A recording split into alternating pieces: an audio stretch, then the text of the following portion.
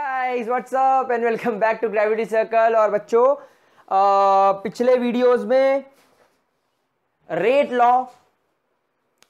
Law equation, law of mass action, order कैसे निकालना है, ऑर्डर क्या होता है, मॉलिक्यूलैरिटी क्या होती है, मॉलिक्यूलैरिटी और ऑर्डर ऑफ रिएक्शन के अंदर क्या क्या डिफरेंसेस आ सकते हैं, ऑर्डर ऑफ रिएक्शन किसी भी केमिकल रिएक्शन का रेट कांस्टेंट की यूनिट देखकर पता लगाया जा सकता है, कॉन्सेंट्रेशन में चेंज करोगे तो रेट ऑफ केमिकल रिएक्शन पर क्या असर पड़ेगा, वगैरह वगैरह हम लोगों ने बहुत सारी बात कर ली थी।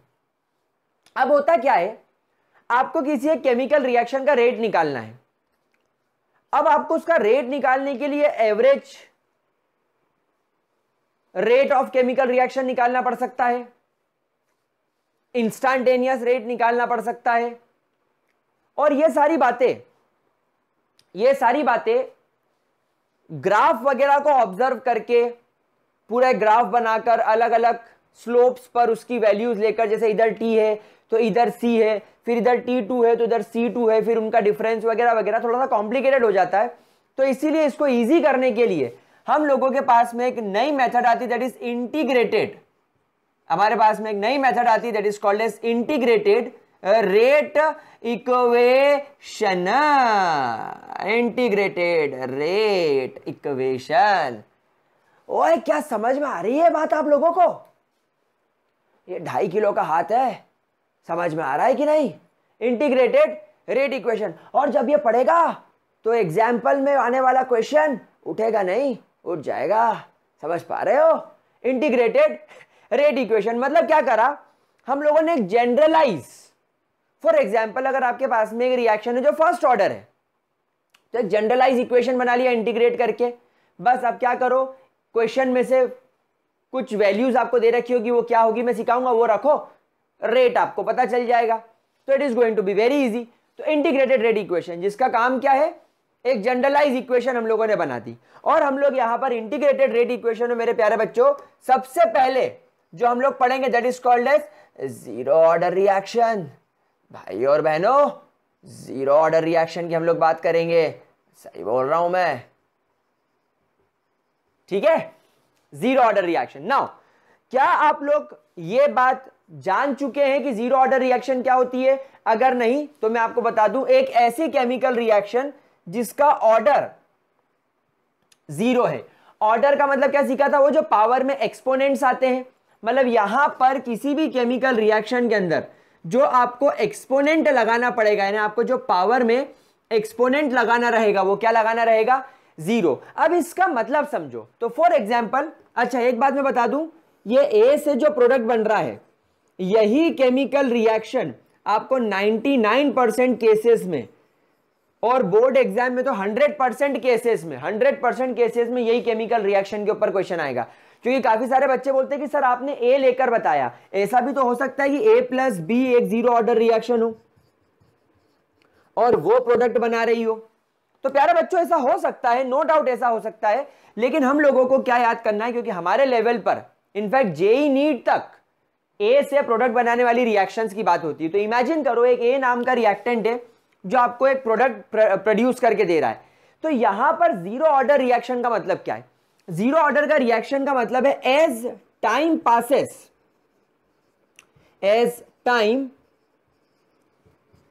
जैसे जैसा टाइम आगे बढ़ेगा, concentration of reactant A decreases and products concentration increases. क्या यहां तक की पहले आपको बात समझ में आ रही है? बहुत आराम से बेसिक से पकड़ के चलेंगे कि जैसे जैसे समय आगे बढ़ेगा रिएक्टेंट के कॉन्सेंट्रेशन में कमी आएगी और प्रोडक्ट के कॉन्सेंट्रेशन में इंक्रीज होगा। मतलब यह बात यहां पर होगी, लेकिन but the rate of the reaction remains constant remains constant throughout the reaction, remains constant throughout the reaction। इसका मतलब यह है कि भले ही कॉन्सेंट्रेशन रिएक्टेंट का कम होता रहे समय के साथ, केमिकल रिएक्शन के रेट पर कोई असर नहीं पड़ेगा। मैंने आप लोगों को जब रेट लॉ इक्वेशन पढ़ाई थी, ऑर्डर ऑफ रिएक्शन पढ़ाया था, तब मैंने आपसे यह बात जरूर कही थी कि जैसे जैसे रिएक्टेंट का कॉन्सेंट्रेशन कम होता है, रिएक्शन की स्पीड कम होती है। जैसे जैसे रिएक्टेंट का कॉन्सेंट्रेशन आप बढ़ाते हो, केमिकल रिएक्शन का रेट यानी उसकी स्पीड बढ़ जाती है। लेकिन प्यारे बच्चों, मैं आपको पहले ही बोल चुका हूं कि यह चैप्टर कैसा है, प्योरली एक्सपेरिमेंटल बेसिस है। तो जब साइंटिस्ट वगैरह लोगों ने जब एक्सपेरिमेंट्स किए तो कुछ ऐसी केमिकल रिएक्शंस पाई जिसमें रिएक्टेंट का कॉन्सेंट्रेशन बढ़ा दो, कम कर दो, हमें टिंग कोई फर्क नहीं पड़ता। आई बात समझ में? दैट मीन्स केमिकल रिएक्शन के रेट पर उसके कॉन्सेंट्रेशन का कोई असर नहीं पड़ता। क्या बात समझ में आ रही है? और ऐसी केमिकल रिएक्शंस को बोलते हैं जीरो ऑर्डर रिएक्शन। यानी जीरो ऑर्डर रिएक्शन को हम ऐसे डिफाइन कर सकते हैं, these are the reactions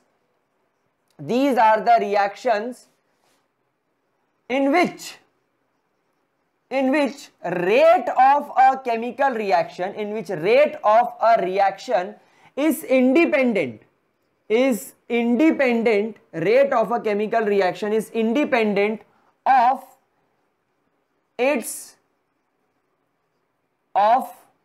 the concentration of reactants के कॉन्सेंट्रेशन के ये इंडिपेंडेंट होता है। मतलब आप कॉन्सेंट्रेशन बढ़ा दो, कम कर दो, कोई फर्क नहीं आएगा। क्या बात समझ में आ गई यहां तक? अब क्या इस केमिकल रिएक्शन के लिए मैं ऐसा नहीं लिख सकता that rate of reaction is equal to के A to the power 0? Rate law के हिसाब से क्या मैं ऐसा नहीं लिख सकता? मैं बिल्कुल लिख सकता हूं।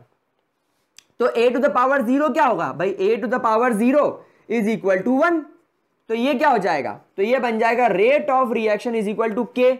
आप देख रहे हैं rate of reaction is equal to k. और मेरे प्यारे, मेरे लाडले, मेरे बच्चों, के का मतलब क्या होता है? रेट कांस्टेंट यानी केमिकल रिएक्शन का रेट क्या रहेगा?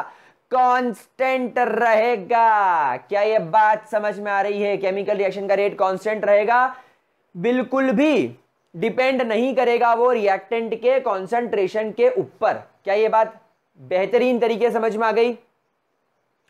ये मैं जरूर बोलूंगा कि rate constant temperature, pressure, catalyst in पर डिपेंड करेगा, लेकिन कॉन्सेंट्रेशन पर डिपेंड नहीं करेगा। तो इस बात को मैं यहां लिख भी देता हूं आपके लिए, that it do not depend on the concentration, कभी भी कंसंट्रेशन पर डिपेंड नहीं करेगा। क्या ये बात समझ में आई? बोलो आई? क्या आ गई बात समझ में? क्या ये बात बढ़िया तरीके से क्लियर हो गई? तो अगर मैं ग्राफ प्लॉट करके आपको बताऊं, बच्चे बोलते हैं सर इसका ग्राफ समझ में नहीं आता, ग्राफ बहुत गंदा है, तो मैं आपको बताता हूं। चलिए, यहां पर अपन लिखते हैं रेट ऑफ रिएक्शन और यहां पर अपन लिखते हैं कॉन्सेंट्रेशन ऑफ रिएक्टेंट ए। क्या rate of reaction concentration of A पर डिपेंड करेगा? मतलब जब केमिकल रिएक्शन की शुरुआत होगी तो यहां पर रेट 0 रहा होगा और यहां पर कॉन्सेंट्रेशन 0 रहा होगा। जैसे जैसे आप आगे बढ़ते गए, आपने रिएक्टेंट का कॉन्सेंट्रेशन बढ़ाना चालू कर दिया। जैसे जैसे आप ऊपर जा रहे हो वाई एक्सिस पर, रेट ऑफ रिएक्शन बढ़ रहा है। तो कॉन्सेंट्रेशन के बढ़ने पर इस तरफ या कॉन्सेंट्रेशन के घटने पर रेट पर कोई असर पड़ेगा नहीं, रेट ऑफ रिएक्शन तो कांस्टेंट है। तो ये बन गया ग्राफ, खत्म। This is the graph between rate of reaction and concentration. बोलो, क्या बात समझ में आ रही है मेरे प्यारे बच्चों को? क्या इसके अंदर किसी भी तरीके की कोई भी दिक्कत? पक्की बात। चलिए एक छोटा सा ग्राफ और बना देता हूं। यहां पर मैं एक ग्राफ यहां पर अपन बना लेते हैं, rate of reaction versus time, time जैसे जैसे आगे बढ़ रहा है क्या केमिकल रिएक्शन के रेट पर कोई असर पड़ रहा है? नहीं। मैंने आपसे क्या बोला? But the rate of chemical reaction remains constant, यानी केमिकल रिएक्शन की शुरुआत में जो इसका रेट होगा अंत तक वही रहेगा, क्योंकि केमिकल रिएक्शन का रेट कॉन्सेंट्रेशन पर डिपेंड नहीं कर रहा है। जैसे जैसे समय आगे बढ़ेगा रिएक्टेंट का कॉन्सेंट्रेशन कम होगा, रिएक्टेंट का कॉन्सेंट्रेशन कम हो जाए उससे रेट पर कोई असर नहीं पड़ेगा। तो जितना रेट शुरुआत में रहेगा उतना ही रेट अंत में रहेगा। तो रेट की भी यहां पर क्या रहेगा? ग्राफ, कांस्टेंट ग्राफ बनेगा, because there is no change. तो rate of reaction versus temperature का curve constant, rate of reaction versus concentration of reactant का कर्व भी कांस्टेंट, यानी ग्राफ भी कांस्टेंट बनेगा। इतना लिख लीजिए प्यारे बच्चों, इतना लिख लिया क्या? इसको रब करें? पक्की बात? और जल्दी रब करो, हमको आगे पढ़ाओ। आए खामोश, ओए जल्दी रफ कर दे, टाइम पास मत किया कर, मुझे बिल्कुल पसंद नहीं है कोई टाइम पास करे। ठीक है, चलिए। तो रेट ऑफ रिएक्शन यहां पर बात करते हैं। क्या मैंने इसके लिए इक्वेशन बनाई? Rate of reaction is equal to के ए टू द पावर 0। क्या ये रिएक्शन लिखी मैंने? ठीक है। अच्छा, क्या रेट लिखने का और कोई तरीका था हमारे पास में? जी हां, रेट ऑफ रिएक्शन को हम लोग लिखते थे minus D A upon D T. याद करो, average rate of chemical reaction या instantaneous rate of chemical reaction अपन ऐसे लिखते थे, minus D A upon D T is the rate of reaction. तो एक काम करते हैं, इन दोनों को कंबाइन कर देते हैं, ये इक्वेशन 1 मान लेते हैं, ये इक्वेशन 2 मान लेते हैं। तो अभी कैसा दिखने लगेगा? Minus D A upon D T is equal to के ए टू द पावर 0। क्या ये बात आप लोगों को हजम हुई? और you require Hajmola for it? नहीं, कोई जरूरत नहीं हाजमोला की भाई, सीधी बात है। एक तो ये जो इक्वेशन है ये रेट लॉ की वजह से आई, दिस इज रेट लॉ। और ये इक्वेशन कैसे आई? हमने चैप्टर की शुरुआत में rate of chemical reaction, average rate of chemical reaction, instantaneous rate of chemical reaction ऐसे तो निकाला था, minus D A upon D T, है ना। फिर अब उसको स्टोइशियोमेट्रिक कोएफिशिएंट से डिवाइड करते थे। तो दोनों ही रेट है, ये रेट ऑफ रिएक्शन है, ये भी रेट ऑफ रिएक्शन है, ये एवरेज रेट है, दोनों रेट ही है। तो दोनों को हमने बराबर करके लिख दिया। क्या बात समझ में आ रही है? Now we all know that a to the power 0 is always equal to 1, we know this। तो अब ये इक्वेशन ऐसी दिखने लगेगी, minus D A upon D T is equal to k को इधर ले जाओ तो ये बन जाएगा। अच्छा, ये इसको ऐसा कर लेते हैं अपन, ये छोड़ देते हैं डी ए और इसका जो नेगेटिव साइन है वो इधर ले जाते हैं, तो जाएगा माइनस के डी टी। ये आपकी इक्वेशन नंबर 3 हो गई। इक्वेशन नंबर 3 को इंटीग्रेट कर दो, इंटीग्रेट इक्वेशन नंबर 3। जैसे ही आप इसे इंटीग्रेट करोगे, जैसे ही आप इसे इंटीग्रेट करोगे, ये तो कांस्टेंट है, तो आपको ये दिखने लगेगा a is equal to minus k, इसका इंटीग्रेशन करके क्या हो जाएगा? ये माइनस डी टी का इंटीग्रेशन करने पर ये हो जाएगा t, minus k plus t. क्या बात समझ में आ गई प्यारे बच्चों को? क्या इतने के अंदर किसी भी तरीके की कोई दिक्कत?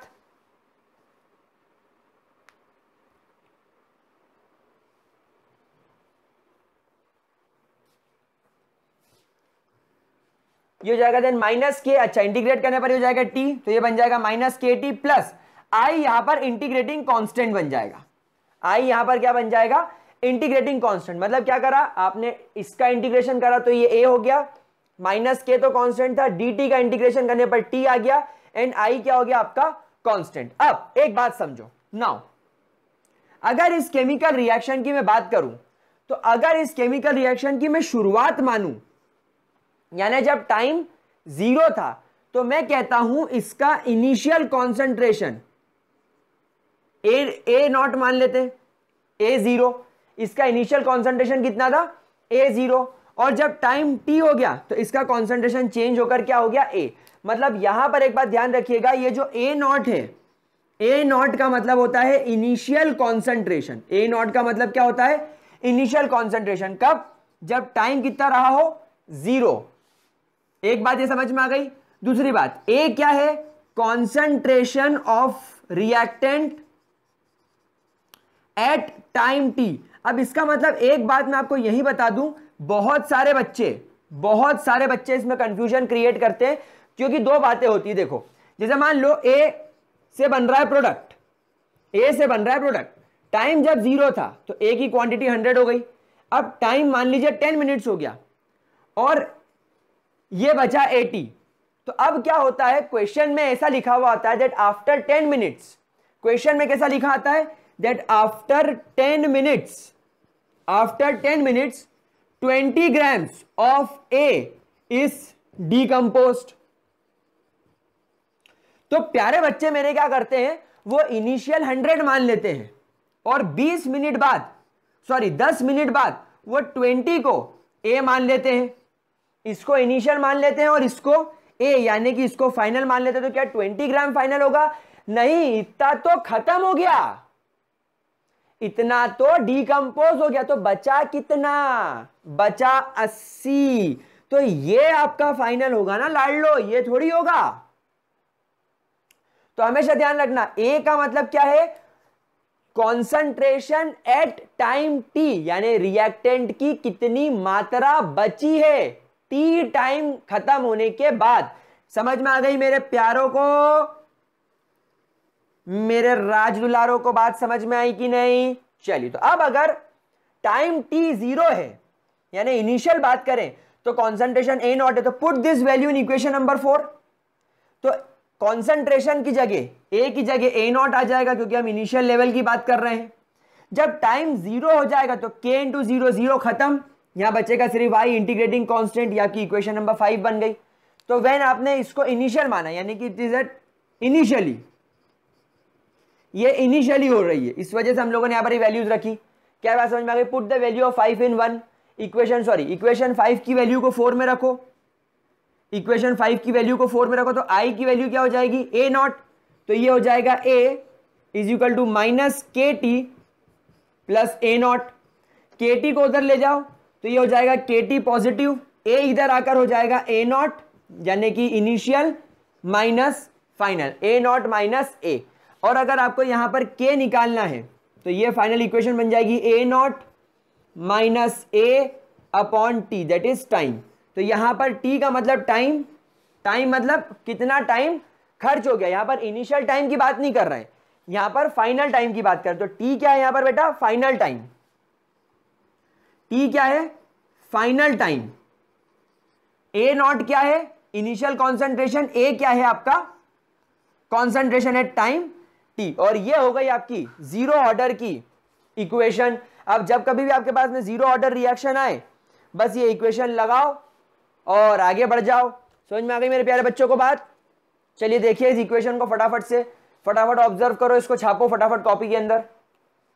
हाँ मेरे प्यारे बच्चों, छपाई अभियान कहां तक पहुंचा? लिख लिया अच्छे तरीके से? किसी भी तरीके की कोई दिक्कत तो नहीं मेरे प्यारे बच्चों को?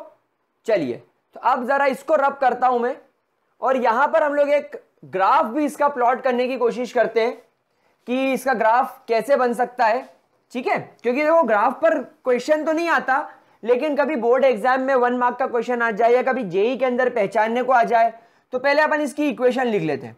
क्या इक्वेशन थी? K T is equal to A naught minus A. क्या यही इक्वेशन थी? मैं जरा इस इक्वेशन को मॉडिफाई करना चाहूंगा। मैं इस इक्वेशन ऐसा लिखूंगा, ए इज इक्वल टू, अगर मैं ए को इधर ले जाता हूं तो पॉजिटिव हो जाता है ये, और ये हो जाएगा ए नॉट माइनस के टी। क्या ये इक्वेशन ऐसी दिखाई दे सकती है? क्या इसके अंदर किसी भी तरीके की कोई प्रॉब्लम? प्लीज गाइस एक बार इस इक्वेशन को चेक कर लीजिए, क्योंकि मैं मैथ्स वाला नहीं हूं, मैं बायो वाला हूं, मुझसे गलती भी हो सकती है। ठीक है, चलो, तो अगर आपके पास में ये इक्वेशन है और आपके पास में लीनियर स्लोप की इक्वेशन हो जाती है y is equal to M X plus C, ये इक्वेशन है। अगर मैं यहां पर y एक्सिस पर a को रखूं, और अगर मैं इस इक्वेशन को एक काम करूं, ऐसा लिख देता हूं c, यानी मैं c को यहां पर कांस्टेंट मानूं a नॉट को, और m को मैं यहां पर मानूं कांस्टेंट ये, और x स्लोप पर मैं रखूं टाइम, तो क्या देखिए ग्राफ कैसा बनेगा? सर आप देखो, ये ग्राफ कुछ ऐसा दिखाई देगा।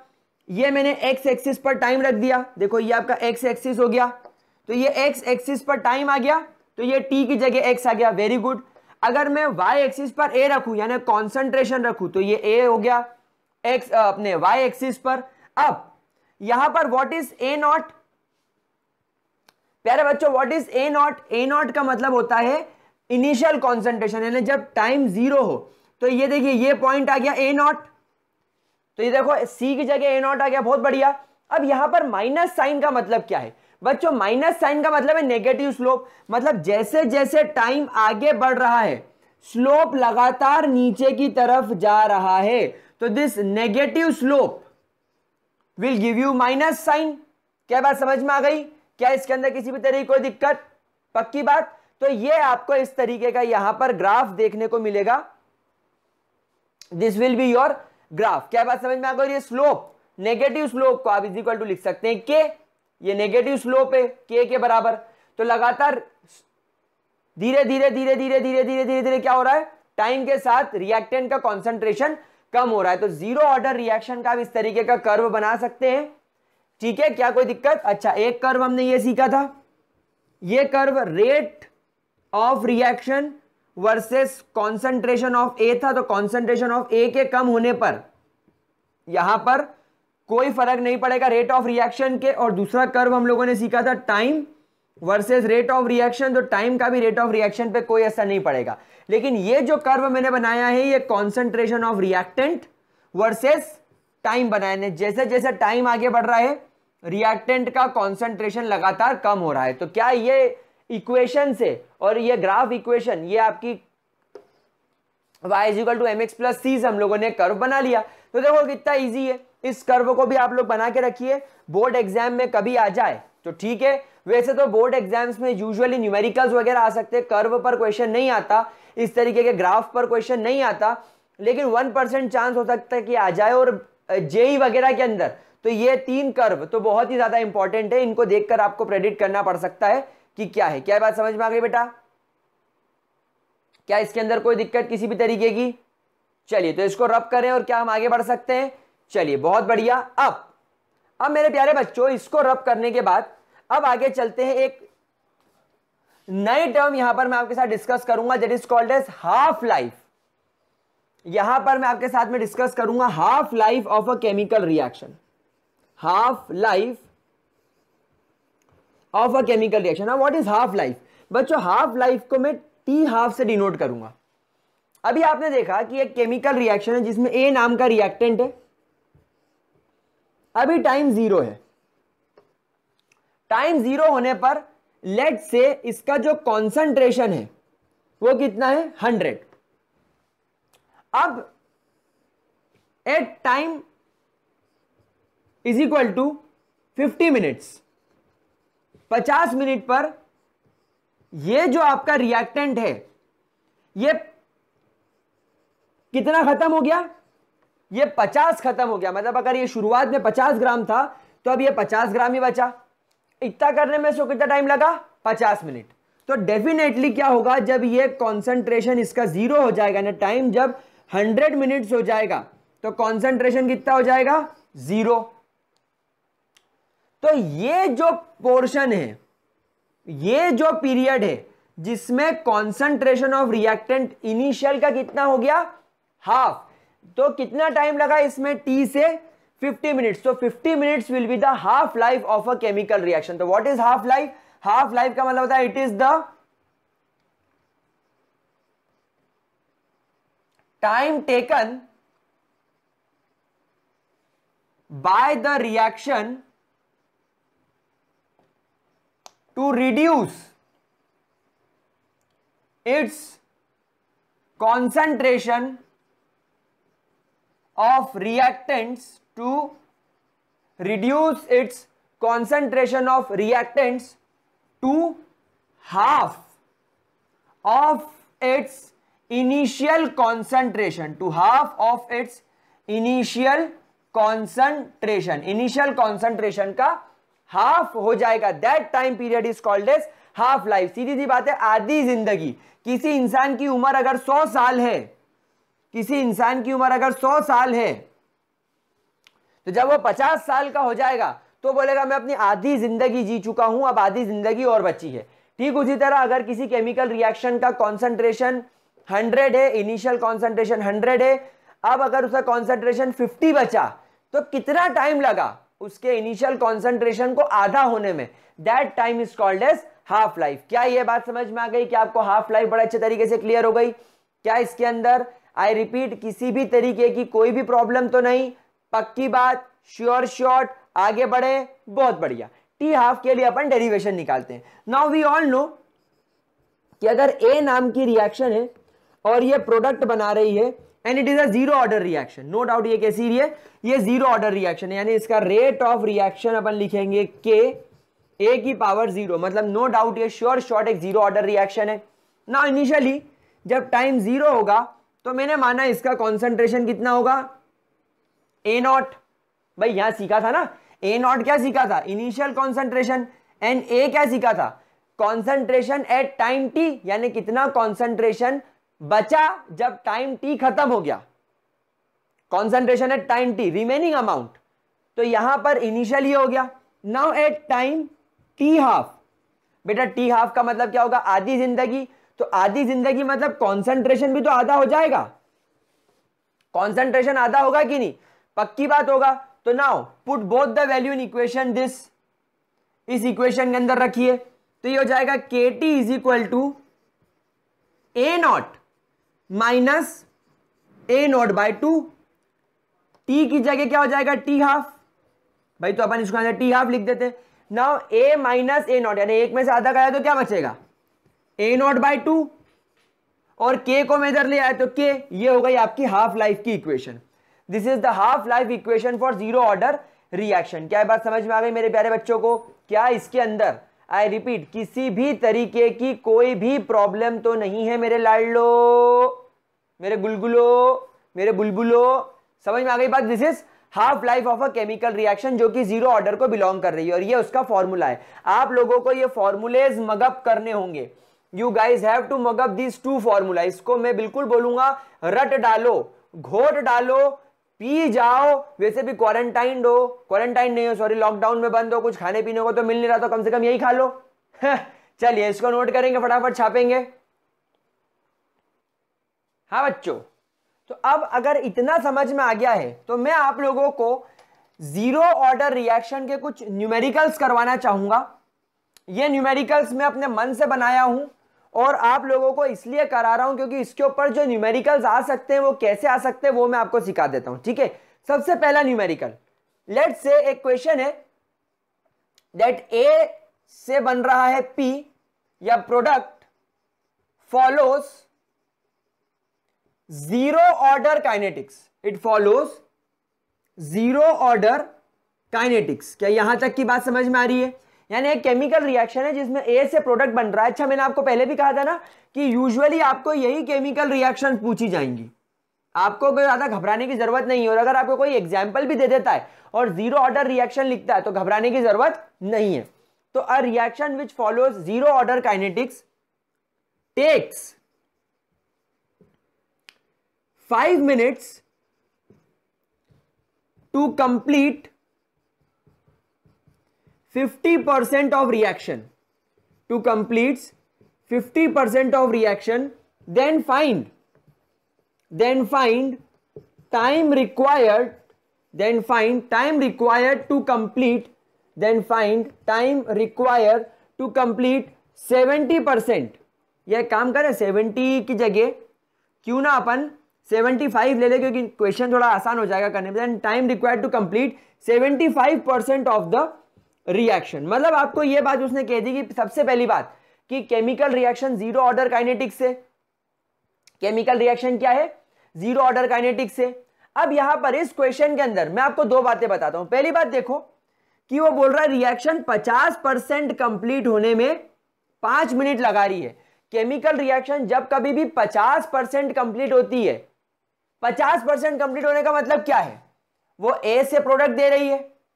जब टाइम 0 होगा तो रिएक्टेंट की मात्रा 100 मानो, प्रोडक्ट की मात्रा 0 मानो।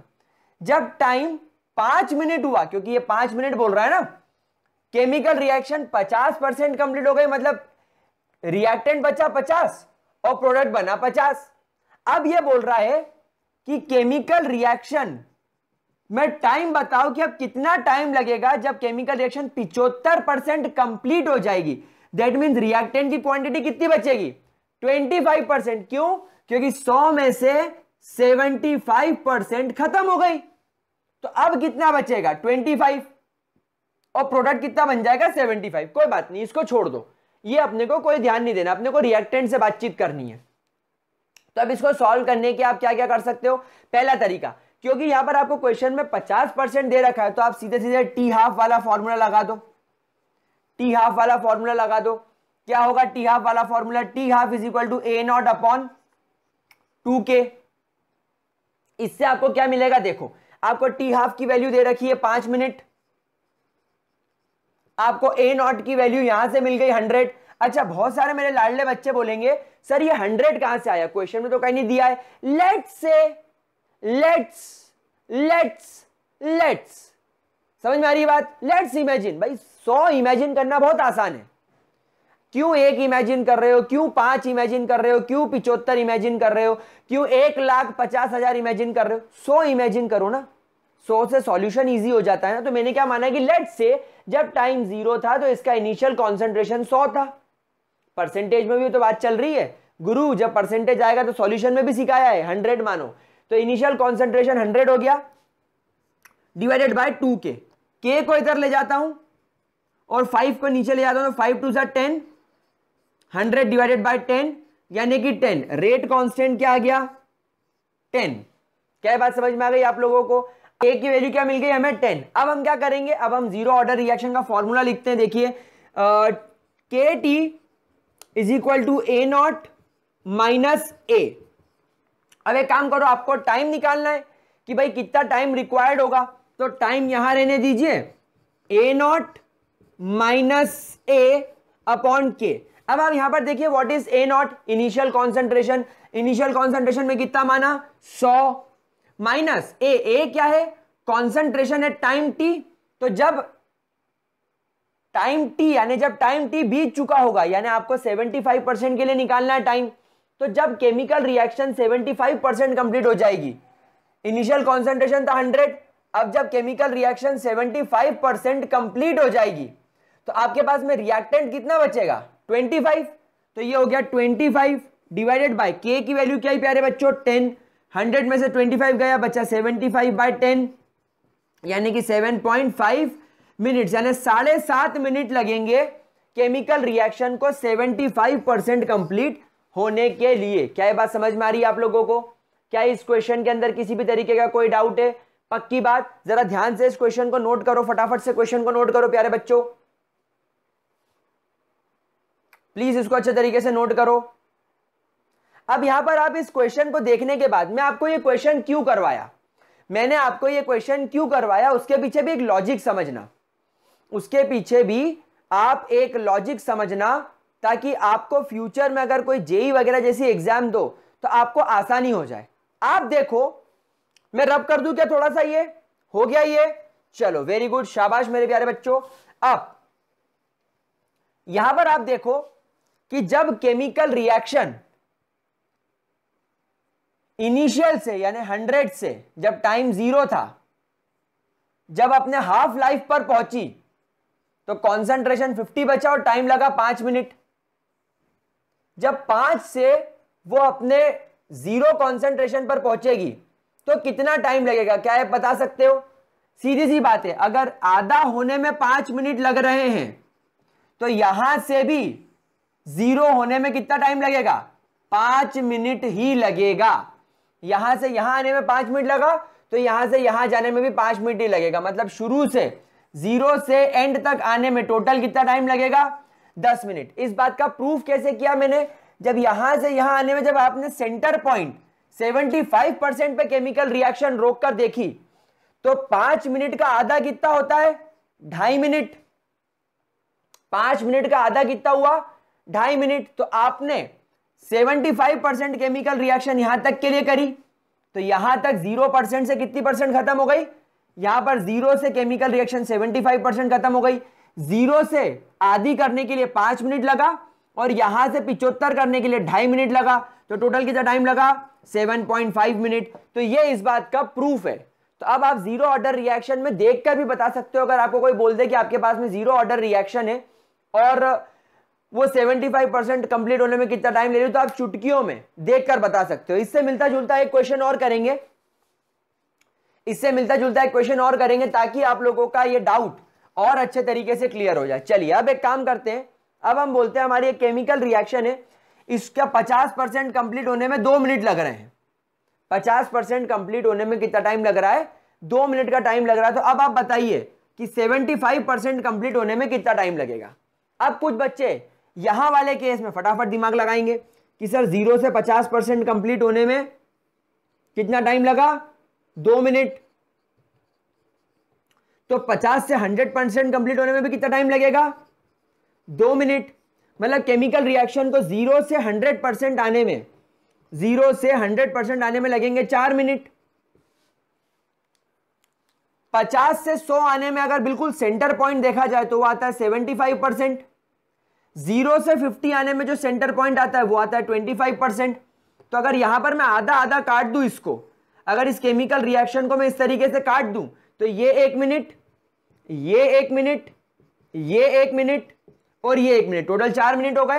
तो अगर ये आपसे 75% पूछ रहा है तो 0 से 75% आने के लिए 1 2 3 मिनट लग रहे हैं क्वेश्चन सॉल्व। ये तो आप दनादन क्वेश्चन अब आप सॉल्व कर सकते हो। अगर आप चाहो तो अपनी जो ट्रेडिशनल मेथड है आप वो लगा लो, ट्रेडिशनल मेथड लगा लेते। चलिए तो हम बोलते हैं ए से बन रहा है प्रोडक्ट, जब टाइम 0 था तो इनिशियल कॉन्सेंट्रेशन मैंने 100 माना, जब टाइम हाफ हो गया, यानी जब टाइम हाफ हो गया तो कॉन्सेंट्रेशन 50 बचा। ये हाफ टाइम पीरियड कितना है, 2 मिनट। आपको 75% रिएक्शन कितने टाइम में खत्म हो रही है पता लगाना है। जब केमिकल रिएक्शन 25% खत्म हो जाएगी, सॉरी 75% खत्म हो जाएगी तो कॉन्सेंट्रेशन ए का बचेगा उस समय 25। चलिए टी हाफ का फॉर्मूला लगाएंगे, t half is equal to A naught, A naught is 100 initial concentration divided by 2 multiply by k. तो के यहां ले जाते हैं और half life t half is 2, तो 2 to the 4, 100 divided by 4, 100 divided by 4 कितना हो गया 25। तो के की वैल्यू क्या आ गई 25। Now t is equal to A naught 100 minus A upon k की वैल्यू क्या है 25। भाई ये फॉर्मूला क्या था याद है ना, t is equal to A naught minus A upon k. ये फॉर्मूला लगा रहा हूं अब मैं, और यहां पर मैंने हाफ लाइफ का फॉर्मूला लगा, k is equal to A naught upon 2k, 2t sorry 2t, t half. तो यहां पर क्या हो जाएगा, ये बचा 75 अपॉन 25 यानी कि 3 मिनट्स। देखो यहां पर भी आंसर सेम आया, वहां पर भी आंसर सेम आया। तो इस तरीके से आप ये क्वेश्चंस को सॉल्व कर सकते हो। It is very easy kind of questions. Board exam में ऑर्थोडॉक्स मेथड यूज करेंगे, ट्रेडिशनल मेथड जेई और कॉम्पिटिटिव एग्जाम में यूज करेंगे। लेकिन प्यारे बच्चों, लेकिन अगर मान लो कभी यहां पर 60% हो गया, 85% हो गया, 33% हो गया, 28% हो गया, तो फिर ये मेथड यूज मत करना, फिर इसी मेथड से सॉल्व करना, क्योंकि ये इक्वल डिस्टेंस वाली है। 0 या आपको 0, 25, 50, 75 और 100 ऐसा दे रखा हो तो आप यूज कर सकते हो। ठीक है, इस बात का ध्यान रखिएगा। कोई दिक्कत तो नहीं प्यारे बच्चों इसके अंदर, पक्की बात। चलिए इसको रब करते हैं। अब एक क्वेश्चन की तरफ और चलते हैं जिसमें आपको हिट एंड ट्रायल मेथड लगानी पड़ेगी। यानी कि भाई आपको या तो मैं जीरो ऑर्डर रिएक्शन सिखा रहा हूं या फर्स्ट ऑर्डर रिएक्शन सिखा रहा हूं। तो क्वेश्चन देखो, पहले क्वेश्चन समझो। एक क्वेश्चन है, अ chemical reaction takes 10 minutes for its 40% completion, and 20 minutes for its 80% completion, then find rate constant यानी कि K, then find rate constant and order of reaction. अब यहां पर प्रॉब्लम यह है कि आपको ना तो zero order reaction chemical reaction है या फर्स्ट ऑर्डर केमिकल रिएक्शन है, ये नहीं बताया है, और ना रेट कांस्टेंट की वैल्यू बताई। तो अब आप इस क्वेश्चन को सॉल्व कैसे करोगे, how will you solve this question? तो प्यारे बच्चों, एक बात आप आज ही याद कर लो ताकि फ्यूचर में जरूरत ना पड़े। दिस इज गुरु मंत्र जो मैं यहां पर बादल बना के लिखूंगा कि अगर कभी इस प्रकार का क्वेश्चन फंसता है तो हमेशा ध्यान रखना, at any percentage of completion of reaction, at any percentage of completion of reaction, K यानी कि आपका rate constant is always similar और कांस्टेंट। मैंने ऐसा क्यों कहा प्यारे बच्चों? मैं इस बात को आपको प्रूफ करके दिखाऊंगा। भाई 10 मिनट पर 40% रिएक्शन कंप्लीट हुई, 20 मिनट पर 80% रिएक्शन कंप्लीट हुई। क्या आपको ग्राफ याद है? Time versus rate of reaction का आपको कर्व याद है? क्या सिखाया था भाई? टाइम 0 मिनट हो, 10 मिनट हो, 20 मिनट हो, 30 मिनट हो, 50 मिनट हो, 100 मिनट हो, रेट पर कोई असर नहीं पड़ेगा। Rate will always remain constant. तो अगर यह chemical reaction zero order reaction हुई, अगर हुई, तो के की वैल्यू जो 0 मिनट पर आई है वही के की वैल्यू 20 मिनट्स पर भी आएगी, वही के की वैल्यू 30 मिनट्स पर भी आएगी, वही के की वैल्यू 50 मिनट्स पर भी आएगी और वही के की वैल्यू 100 मिनट्स पर भी आएगी। तो ये गुरु मंत्र याद रखेंगे, इस बात को हमेशा की तरह याद रखेंगे, हमेशा के लिए याद रखेंगे कि अगर के की वैल्यू सिमिलर आई तो chemical reaction zero order reaction है। क्या ये बात समझ में आई? क्या इसके अंदर किसी भी तरीके का कोई भी प्रॉब्लम मेरे प्यारे बच्चों? पक्की बात? इतना नोट करो जरा, फिर क्वेश्चन सॉल्व करते हैं। चलो कर लिया? क्या मैं क्वेश्चन सॉल्व करूं?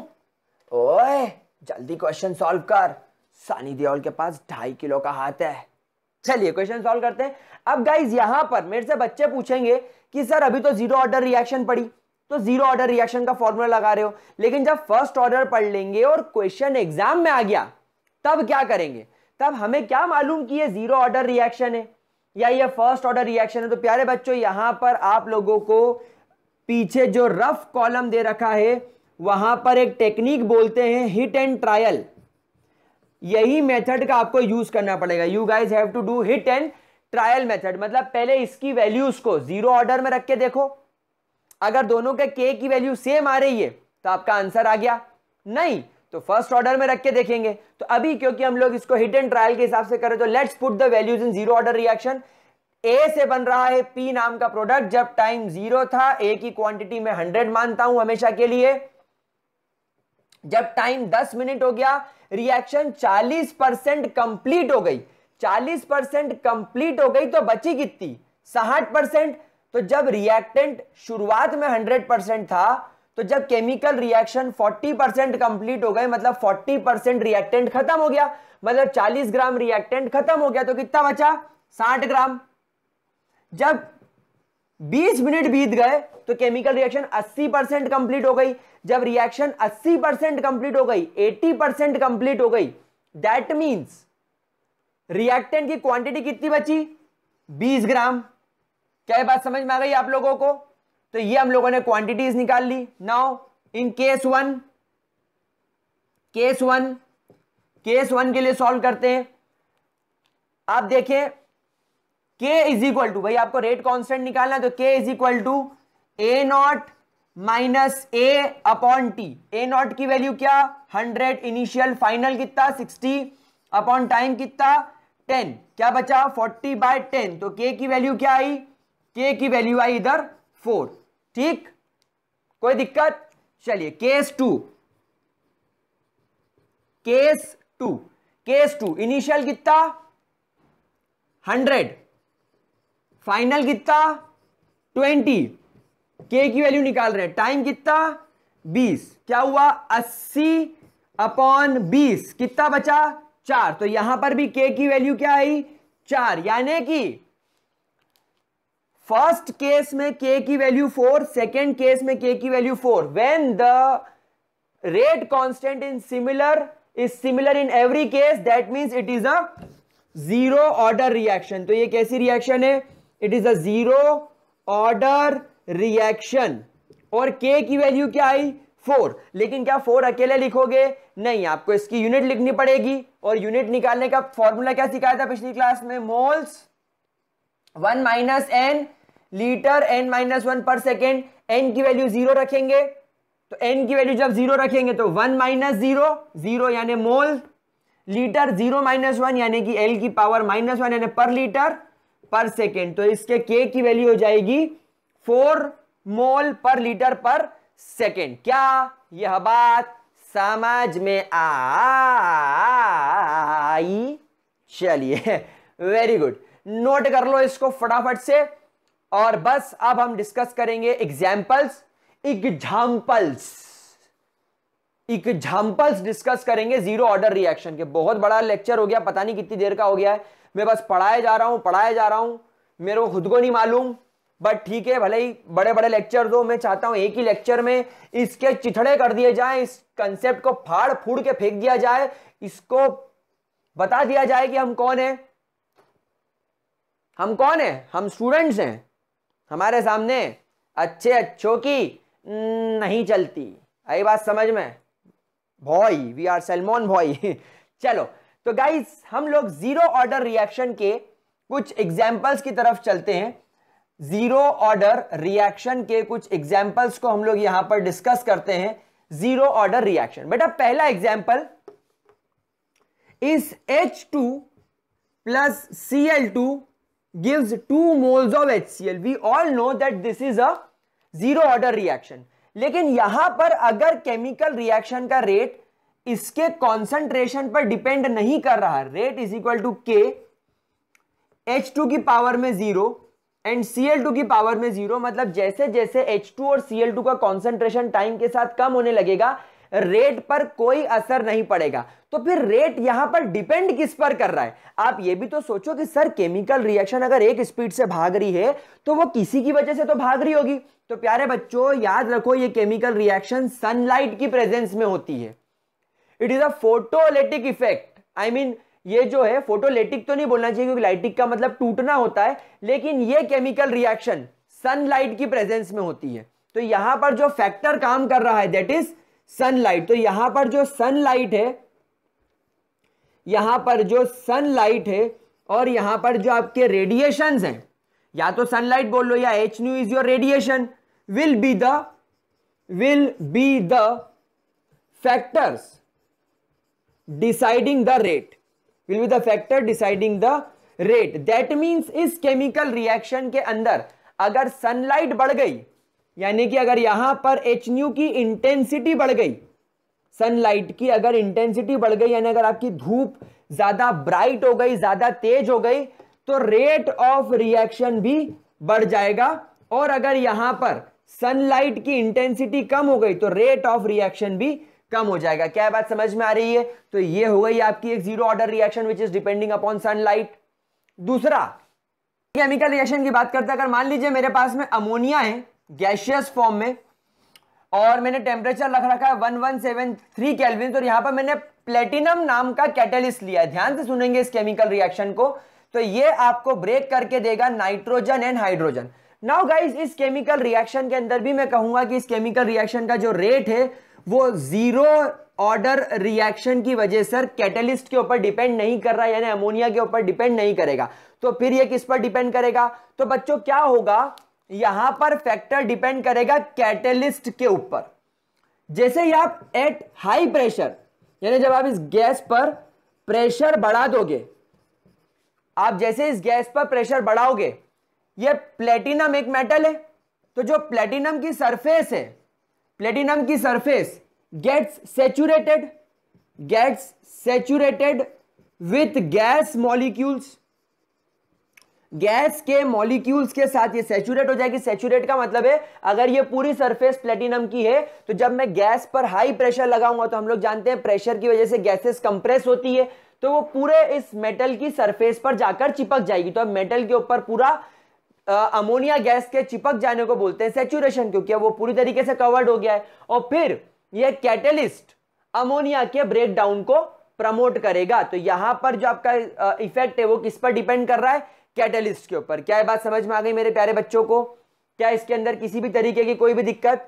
चलिए तीसरी केमिकल रिएक्शन एक और पढ़ते हैं। अगर मेरे पास में 2 मोल्स ऑफ HI है और अगर मैं उन्हें H2 और I2 में तोड़ने के लिए मदद कर रहा हूं तो यहां पर यह डिपेंड करेगी टेम्परेचर के ऊपर। तो यहां पर पहले इसके रेट की बात कर लेते हैं। Rate K is equal to HI की पावर में 0, भले यहां पर स्टोइचियोमेट्रिक कोएफिशिएंट 2 हो, कोई फर्क नहीं पड़ता क्योंकि यहां पर एक इस पर डिपेंड कर रही है। It depends upon temperature, it depends upon temperature, यानी जितना ज्यादा आप टेम्परेचर दोगे उतना ज्यादा ये टूटेगा। यहां जितना ज्यादा कैटलिस्ट और जितना ज्यादा प्रेशर होगा, यहां पर मतलब कैटलिस्ट एंड प्रेशर ये दोनों पर डिपेंड कर रही है। कैटलिस्ट एंड प्रेशर ये दोनों पर डिपेंड कर रही है और यहां पर ये सनलाइट पर डिपेंड कर रही थी। तो प्यारे बच्चों इस तरीके से आपके पास में कुछ जीरो ऑर्डर रिएक्शन के एग्जांपल्स हो सकते हैं। तो गाइज यहां पर हम लोगों ने जीरो ऑर्डर रिएक्शन को, इसकी हाफ लाइफ को, इससे जुड़े कर्व को, ग्राफ को, न्यूमेरिकल कैसे आ सकते हैं, वो सब चीजों को और एग्जाम्पल को पढ़ा। अब आप बताओ जीरो ऑर्डर रिएक्शन के अंदर कुछ ऐसी चीज जो आप और समझना चाहते हो। वैसे मेरे ख्याल से मैंने मोर देन एनसीईआरटी यहां पर पढ़ा दिया है। अब ऐसे ही अगले वीडियो में अपन फर्स्ट ऑर्डर रिएक्शन की बात करेंगे और फिर सनी पाजी से पूछेंगे कि क्या करना है। ठीक है, चलिए तो आज की क्लास को यहीं खत्म करते हैं। 2.5 किलो का हाथ जब पड़ता है तो आदमी उठता नहीं, उठ जाता है। सी यू गाइस।